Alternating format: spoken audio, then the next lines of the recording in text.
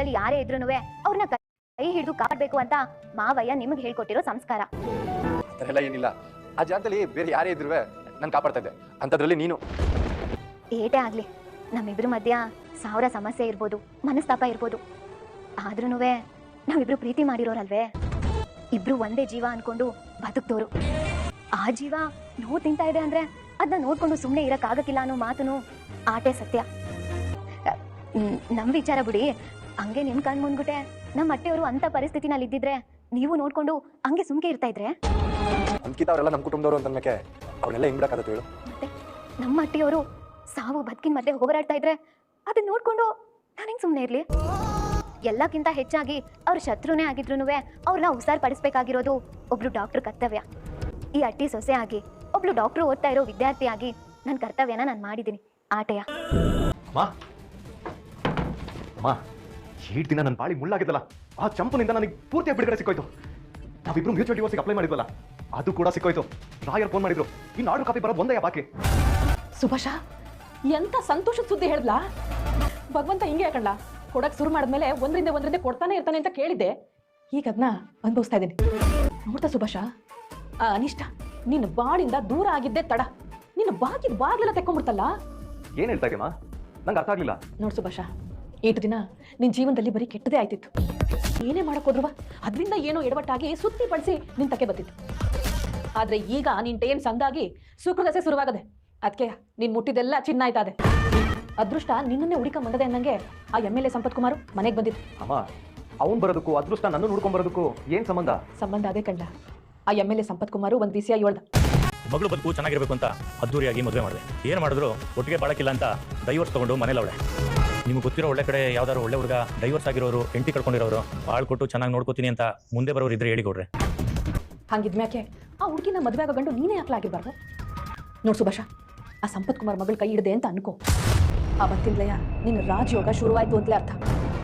ಈ ಶಿವರಾಮೇ ಕೊಡೋ ನೆರಳಲ್ಲಿ ನಿನ್ನನ್ನು ಯಾವ ಜಾಗದಲ್ಲಿ ಕುಂಡ್ರಿಸ್ಬೇಕು ಅಂತ ನಾನು ಅನ್ಕೊಂಡಿದ್ನೋ ಆ ದಾರಿ ನನಗೆ ಸಲೀಸಾಗೋಯ್ತು.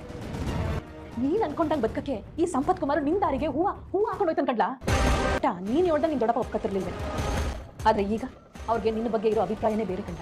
ಅದಕ್ಕೆ ಅದನ್ನೇ ಬಂಡವಾಳ ಮಾಡ್ಕೊಂಡು ಅವ್ರ ತವಲೆಯ ದಾಳ ಉರುಳಿಸ್ತೀನಿ. ನೀನು ಅವಳು ಮದುವೆ ಆಗೋಕ್ಕೆ ಸಿದ್ಧವಾಗಿರು. ಓ, ಈ ಕೆಲ್ಸಗಾರು ಬಂದಿಲ್ಲ ಅಂದ್ರೆ ತಲೆ ಕೆಟ್ಟು ಗೊಬ್ಬರ ಆಗೋಯ್ತದೆ. ಒಬ್ರು ಬಂದಿಲ್ಲ ಅಂದ್ರೆ ಅರ್ಧ ಕೆಲಸ ನಿಂತೋಯ್ತದೆ. ಅವ್ರು ಆರ್ಡರ್ ಕೊಟ್ಟ ಎಷ್ಟೊತ್ತಾಗಬೇಕು ಅವರು? ನಮಸ್ಕಾರ ಅಣ್ಣ. ವಿದ್ಯಾ, ಹೇಗಿದ್ದೀವ ಈಗ? ನಿನ್ ಕಾಲು ಹುಷಾರೈತೆ? ಹ್ಞೂ ಅಣ್ಣ, ಒಸಿ ಪರವಾಗಿಲ್ಲ, ಇವಾಗ ಓಡಾಡ್ಬೋದು. ಅಲ್ಕಣವ, ಇನ್ನೂ ಹೊಸಿನ ಸುಧಾರಿಸ್ಕೊಳ್ಬಿಟ್ಟು ಈಗ ಯಾಕೆ ಬರಕೋದೆ? ಮುಂದಾಗಿ ಕಾಲು ಹುಷಾರ್ ಮಾಡ್ಕೋಬೇಕು ತಾನೆ? ಅಣ್ಣ, ಹಂಗ ಅಂದ್ಬಿಟ್ಟು ಇನ್ನುವೇ 7 ದಿನ ಅಂತ ಅಂತಿನಲ್ಲೇ ಕುತ್ಕೊಳಕ್ ಆದತಿ ಹೇಳಿ. ಈಗ ಏನುವೇ ತೊಂದರೆ ಇಲ್ಲ, ಅದಕ್ಕೆ ಇವತ್ತಿಂದ ಕೆಲಸ ಮಾಡೋಣ ಅಂತ ಬಂದೆ.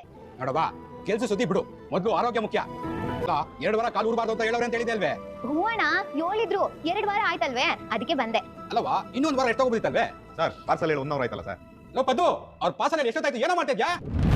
ಆರ್ಡರ್ ತಗೊಳ್ಳೋ ಮುಂಚೆ ಹೇಳ್ಬೇಕು ತಾನೆ ಲೇಟ್ ಆಗುತ್ತೆ ಅಂತ. ಅಲ್ಲ ಅಣ್ಣ, ಕೆಲ್ಸದವ್ರು ಇಲ್ದೆ ಈಟೊಂದು ಸಮಸ್ಯೆ ಆಯ್ತೈತೆ. ಆದ್ರೂ ನನಗೆ ರೆಸ್ಟ್ ತಗೋ ಅಂತ ಹೇಳ್ತಿದ್ದೀರಲ್ಲ. ಸರ್, 1 ನಿಮಿಷ ಇರಿ, ನಿಮ್ ಪಾರ್ಸಲ್ನ ನಾನು ತಗೊಂಬರ್ತೀನಿ. ಅಣ್ಣ, ತಕೊಳ್ಳಿ ನಿಮ್ ಪಾರ್ಸಲ್. Thank you. ಅಣ್ಣ, ಈಗ ನಾನು ಸಂದಾಗ ಇವನಿ ಕೆಲಸ ಮಾಡ್ತೀನಿ. ಸರಿ ಕಣವ, ಆದ್ರೆ ಹೊಸದಿನ ಸಪ್ಲೈ ಗಿಪ್ಲೈ ಅಂತ ಜಾಸ್ತಿ ಓಡಾಡ್ಬೇಡ. ಪಾರ್ಸಲ್ ಕೊಂಡ್ರೆ ನಿಂತ್ಕೊಂಡು ಪಾರ್ಸಲ್ ಕಟ್ ಮಾಡಿದ್ರೆ ಸಾಕು. ಸರಿ ಅಣ್ಣ, ಆಯ್ತು. ಇದೊಂದು ವಿಷಯ ಮಾತಾಡಬೇಕಾಗಿತ್ತು. ಅದೇನು ಹೇಳವ? ಇದು ಮನೆಯವ್ರಿಗೆ ಸಂಬಂಧಪಟ್ಟಿದ್ದ ವಿಷಯ. ನೀವು, ಅಕ್ಕ, ಅತ್ತೆ ಮನೆಯವರಿದ್ರೆ ಸಾಕು. ನಿಂತ್ಕೊಳ್ಳೋ ಚಂಪ. ನೋಡೀಶ್ವರಿ, ನಾನು ಅವತ್ತೇ ಹೇಳಿವ್ನಿ, ಚಂಪಾ ನಮ್ಮ ಮನೆ ಸೊಸೆ ಅಂತ. ಹಂಗಾಗಿ ಇಲ್ಲಿ ಬೇರೆ ಯಾರೂ ಇಲ್ಲ. ನೀನೇನೇ ಮಾತಾಡೋದಿದ್ರು ಅವಳು ಮುಂದ್ಗೂಟನೇ ಮಾತಾಡು. ಸರಿ ಬಾಬಾ, ಸುಭಾಷ ಬದಲಾಗಬೇಕು, ಅವನಿಗೂ ಜವಾಬ್ದಾರಿ ಬರಬೇಕು ಅಂತ ನೀವು ಶಿಕ್ಷೆ ಕೊಟ್ಟಿದ್ರಿ. ನೀವು ಆಸೆ ಪಟ್ಟಂಗೆ ಅವನು ಈಗ ಬದಲಾಗವನೆ. ನಮ್ಮ ಕುಟುಂಬ, ನಮ್ಮವರು, ತಮ್ಮವರು ಅಂತ ಸಂಬಂಧಗಳಿಗೆ ಬೆಲೆ ಕೊಟ್ಕೊಂಡು ನಮ್ಮ ಭದ್ರ ನಂಗೆ ನಡ್ಕತಾವನೆ.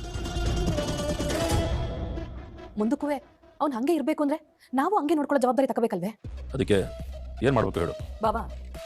ಸುಭಾಷನ್ಗೆ ಇಷ್ಟ ಇತ್ತೋ ಇಲ್ವೋ, ನಿಮ್ಮ ಮಾತಿಗೆ ಬೆಲೆ ಕೊಟ್ಟು ಇವಳು ಕುತ್ತಿಗೆಗೆ ತಾಳಿ ಕಟ್ತ. ಜೊತೆಗೆ ಬಾಳ್ತೀನಿ ಅಂತಾನು ಒಪ್ಕೊಂಡ.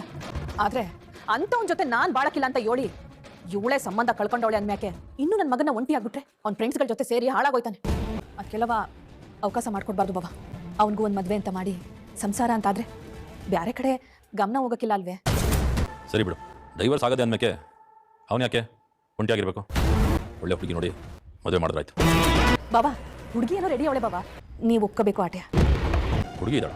ಯಾರೀಶ್ವರಿ? ಅದೇ ಬಾಬಾ, ನಿನ್ನೆ MLA ಸಂಪತ್ ಅನ್ನೋರು ನಿಮ್ಮನ್ನು ನೋಡಕ್ ಬಂದಿದ್ರಲ್ಲ ಅವ್ರ ಮನೆ ಹುಡುಗಿ. ಅವ್ರ ಮಗಳಿಗೂ ಡಿವೋರ್ಸ್ ಆಗದೆ. ಹೆಂಗಿದ್ರು ಡಿವೋರ್ಸ್ ಆಗಿರೋ ಹುಡುಗನ್ನೇ ಹುಡುಕ್ತಾವ್ರಲ್ವೇ? ಹೆಂಗಿದ್ರು ಗೊತ್ತಿರೋರೆಯಾ? ಇಬ್ರು ಜೀವನದಲ್ಲಿ ನೊಂದವ್ರೆ. ಅವ್ರಿಬ್ರು ಮದುವೆ ಆದ್ರೆ ಅರ್ಥ ಮಾಡ್ಕೊಂಡು ಸಂದಾಗಿರ್ತಾರೆ ಅಂತ ಆಟೆಯ ಬಾವ. ಅಲ್ವೇ ಡೈವರ್ಸ್ ಆಗಿ ನಟ್ಟಿಗೆ ಇನ್ನೂ 2 ದಿನ ಆಗಿಲ್ಲ, ಮತ್ತೆ ಅವನಿಗೆ ಮದುವೆ ಮಾಡ್ಕೊಂಡಿದ್ಯಲ್ಲ ನೋಡಿ. ಏನೋ ಕೆಟ್ಟಗಳಿಗೆ ನಡಿಬಾರ್ದು ನಡೆದೋಗಿದೆ, ಅದಕ್ಕೆ ಹಿಂಗ ಆತರ ಮಾಡಿದ್ರೆ ಹೆಂಗ್ ಹೇಳು? ಅಯ್ಯೋ ಇದೇನಕ್ಕೆ ಹೆಂಗೆ ಹೇಳ್ತಾ ಇದೀಯಾ? ಚಂಪಾ ಮನೇಲಿ ಇರ್ಬೇಕಾದ್ರೆ ಇದನ್ನೆಲ್ಲ ಹೆಂಗೆ ಯೋಚನೆ ಮಾಡಿದ್ರಿ? ಇದೇ ನಿಮ್ಮ ಚಂಪಾ ನನ್ನ ಮಗನ ಜೊತೆ ಬಾಳಕಿಲ್ಲ ಅನ್ವಲ್ಲ, ಅವಾಗ ಯಾಕೆ ಸುಮ್ಮನೆ ಇದ್ದೆ ನೀನು? ಅದು ಹಂಗಲ್ಲತ್ಗೆ. ಹಂಗೂ ಇಲ್ಲ ಹಿಂಗೂ ಇಲ್ಲ, ಇದು ನಮ್ಮ ಸ್ವಂತ ವಿಷಯ, ಮೇಲಾಗಿ ನನ್ನ ಮಗನ ವಿಷಯ. ಇದ್ರಲ್ಲಿ ನೀವು ಯಾರು ತಲೆ ಹಾಕಿ ತೆಪ್ಪಗಿದ್ರೆ ನಿನಗೂ ಒಳ್ಳೇದು, ನನಗೂ ಒಳ್ಳೇದು. ಇವಳಿಗೂ ನನ್ನ ಮಗನಿಗೂ ಸಂಬಂಧ ಇಲ್ಲ ಅಂತ ಕೋರ್ಟೆ ತೀರ್ಪು ಕೊಟ್ಟಾಗದೆ. ಅಂದ್ಮ್ಯಾಕೆ ಇವಳ ಬಗ್ಗೆ ಇನ್ನೂ ಯೋಚನೆ ಮಾಡೋದ್ರಲ್ಲಿ ಅರ್ಥವೇ ಇಲ್ಲ. ಅದೆಲ್ಲ ಸರಿ ಈಶ್ವರಿ, ಸಂಪತ್ತಿನ ಮಗಳನ್ನ ಮದುವೆ ಮಾಡ್ಕೊಳ್ಳೋದಕ್ಕೆ ನಿನ್ನ ಮಗ ಒಪ್ಕೋಬೇಕಲ್ಲ. ಈ ವಿಷಯವ ನಾನು ಅವನ ಜೊತೆನೂ ಮಾತಾಡ್ದೆ ಬಾವ. ಆದ್ರೆ ಅವನು ದೊಡ್ಡಪ್ಪ ಹೆಂಗ್ ಹೇಳ್ತಾರೋ ಹಂಗೆ ಅಂತ ಕಡ್ಡಿ ಮುರ್ದಂಗೆ ಹೇಳ್ಬಿಟ್ಟ. ಅದಕ್ಕೆ ಬಾವ, ಈಗ ನೀವೇ ಸಂದಾಗಿ ಯೋಚನೆ ಮಾಡಿ ಒಂದು ತೀರ್ಮಾನಕ್ಕೆ ಬರಬೇಕು. ಸರಿ ಈಶ್ವರಿ, ನಾನು ಸಂದಾಗಿ ಯೋಚನೆ ಮಾಡಿ ನಿನಗೆ ಹೇಳ್ತೀನಿ. ನನ್ನ ಮಗನ ಭವಿಷ್ಯವ ಮನಸ್ಸಲ್ಲಿ ಇಟ್ಕೊಂಡು ಯೋಚನೆ ಮಾಡಿ ಒಂದು ಒಳ್ಳೆ ನಿರ್ಧಾರಕ್ಕೆ ಬನ್ನಿ ಬಾಬಾ. ಅವನು ನಿಮ್ಮನ್ನೇ ನಂಬ್ಕೊಂಡವನೆ, ನೀವೇ ಅವನನ್ನ ಒಂದು ದಡ ಸೇರಿಸ್ಬೇಕು. ಸರಿ ಈಶ್ವರಿ. ಏನಮ್ಮ ಈಶ್ವರಿ, ಮಗನ್ ಜೀವನ ಬೆಳಗ್ಬೇಕು ಅಂತ ಹೊಸ ಪ್ಲಾನ್ ಹಾಕಿದ್ಯಾ?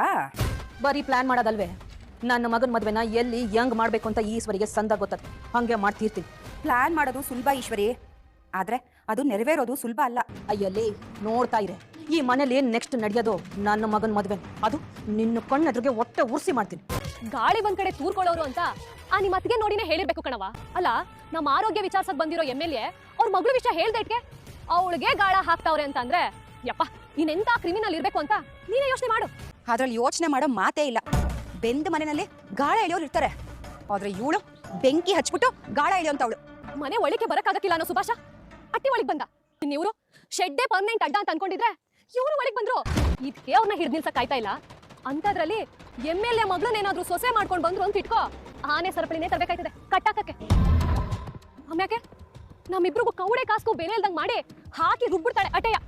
ನೋಡೆ, ಅವಳು ಯೋಚನೆ ಮಾಡಿರೋದು ಬರೀ ಮದ್ವೆ ಬಗ್ಗೆ ಮಾತ್ರ ಅಲ್ಲ, ಆ ಮದ್ವೆ ಹೆಸರಲ್ಲಿ ಅಧಿಕಾರದ ಮೆಟ್ಲತ್ತೋ ಅವಕಾಶದ ಬಗ್ಗೆ. ಆದ್ರೆ ಆ ಮೆಟ್ಲನ್ನ ಅಷ್ಟು ಸುಲಭವಾಗಿ ಹತ್ತಕ್ಕಾಗಕ್ಕಿಲ್ಲ, ಯಾಕೆಂದ್ರೆ ಆ ದಾರಿಗೆ ನಮ್ಮಣ್ಣ ಒಪ್ಪಳಕ್ಕಿಲ್ಲ. ಲೇ ಸಾವಿತ್ರಿ, ನೀನು ಎಲ್ಲಿದ್ಯಾ ತಾಯಿ? ಮೊದ್ಲಾಗಿದ್ರೆ ನೀನ್ ಹೇಳಿದ್ದಾಯ್ತಾಯ್ತು. ಆದ್ರೆ ಅವನು ಯಾವಾಗ ಮತ್ತೊಂದು ದೊಡ್ಡ ಮಾವನ್ ಪ್ರಾಣ ಕಾಪಾಡುದ್ನೋ ಆಗಿಂದ ದೊಡ್ಡ ಮಾವ ಅವನಿಗೋಸ್ಕರ ಏನ್ ಬೇಕಾದ್ರೂ ಮಾಡಕ್ ರೆಡಿ ಆಗವ್ರೆ. ಅದ್ ಗೊತ್ತಿರೋ ಹೊತ್ತಿಗೆ ಈಶ್ವರ್ಯತ್ಗೆ ಈ ವರ್ಷ ಶುರು ಮಾಡಿರೋದು.